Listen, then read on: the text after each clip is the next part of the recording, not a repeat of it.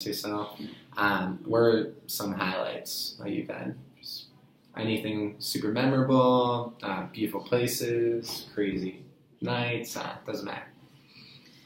I don't even know where to start. Every day on remote year is jam-packed. I do more in one day than sometimes I would do at home back in New York in a week or a month or sometimes even a year. I mean, this morning, to kind of paint a picture of what it looked like, I was up at 7 a.m., speaking Spanish to a taxi driver, trying to collect my friend's phone because he lost it last night. By 8 a.m., I had already worked out, and 9 a.m., I had my breakfast, and then I was racing over to the office here, and now I'm speaking to you. I've never met before. Tonight, I have a big live concert thingy that I'm going to. It's like so much happens in one day. It's really hard to extract the highlights. I think for me this year, it was kind of twofold. One, really awesome that I got to travel with 50 people that I had never met, and now they're family to me. So the relationships I've built through the remote year community has been incredible, and I'm just forever grateful for that because they're lifelong friends. And it's difficult to meet people that are smart and driven and also fun, as you get older. And we just all happen to collide and meet at the right time in life. So that's the first part, my family that I met through remote year. And then secondly, I think I got to learn a lot about myself this year. There's a lot of through travel, you do a lot of self-exploration, whether it's through hiking or jumping off bridges that you never thought you could do, or at different points. We've jumped off bridges, out of planes, paratriking, which I'd never done before, like really getting into my uncomfortable zone. Very cool. Never in my life would I imagine that I physically and mentally would have been able to do 90% of the stuff that we've done.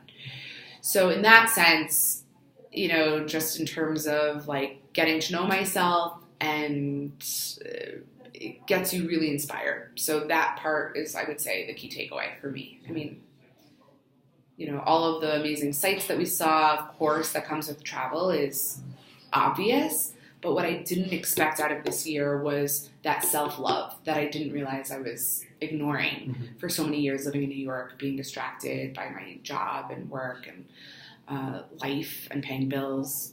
Traveling and being a digital nomad has sort of allowed me to get to know myself again, which is exciting. That's awesome. Yeah. That's what you always want. Yeah, I feel like people get so stuck in a certain way of things that they forget what their hobbies are, their interests. They get so in the zone of gotta get to the next promotion or gotta take care of all these client problems, but they forget I'm actually really into YouTube or whatever it might be. But, whatever it might be. Yeah. I mean, even what I've also learned is, I always had that mentality, especially on remote year. There's a lot happening every day, and you get pulled into so many exciting, events or, cliff jumping or whatever is happening that day.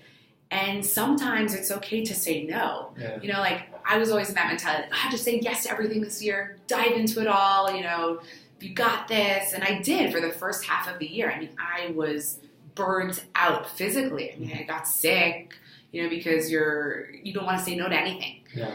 But then I learned that in the second half of the year that, it's okay to say no to things. It's okay to prioritize what you want to do for your day, which seems minimal, but for me it was a really big deal, because, by saying no to going, propelling off of a waterfall, I was able to actually spend some time on my own hobbies like photography, which is something that,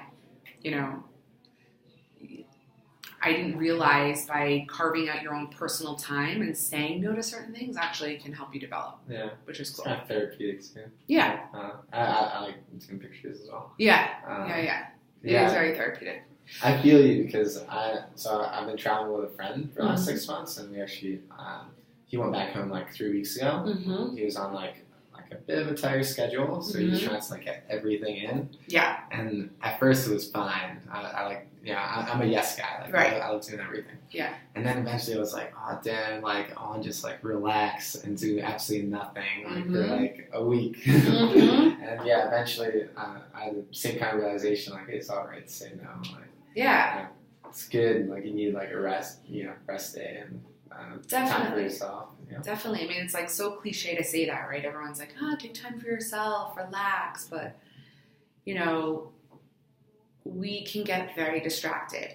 Like, life is really messy, So it's good to have those quiet days. Yeah. And I don't feel guilty about it anymore. Sometimes like I'm such a person that I'm always so active and I feel like I'm working full time and I feel like I'm always go. But to step back and really just take some time to be quiet with yourself. It's so rare when you just don't have your phone on you and you, like I got really into hiking this year. Never hiked really much in my life. I mean, I would go. Oh, Jersey. Yeah, I mean, and then when you move into New York City, there's even less hiking. Yeah. So in order to find a hill, you have to take a train an hour and a half outside of New York City to get some fresh air. I moved to Brooklyn so that I could get some fresh air, right? But I really got into walking, just walking, like for an hour every day, where you don't have your phone on you.